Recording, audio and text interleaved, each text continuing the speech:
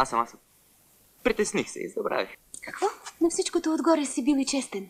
Най-честният глупак на тая грешна земя. Ми да взема да те разцелувам. Да те разцелувам!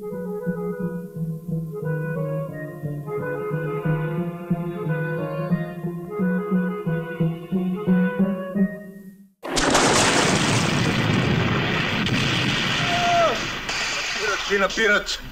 От всякъде ни свиха. Ние седяхме един до друг. Най-скъпото, което имахме, което ни пазеше и крепеше, беше нашата дружба. И никак не обичате баща ми. Не обичам дезертьорите. От районния комитет ме възложиха да проуча твоя въпрос. Не трябва да си родиш тая работа. В нея ще намериш много неприятни неща за баща си. По-добре сам да узнае всичко, отколкото да слушам как шушукат хората около мене. Гледам как спокойно вървят хората.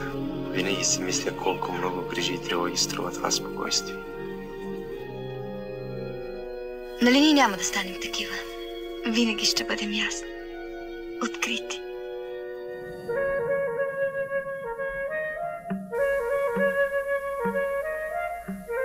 Ще скачате ли? Влизането в басейна с дрехи е забранено.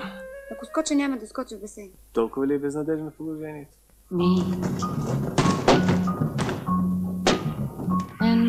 Това е Боян, естраден артист.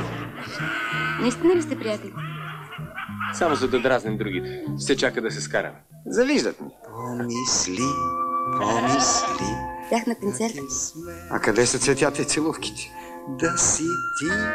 Да съм аз. Аз и ти.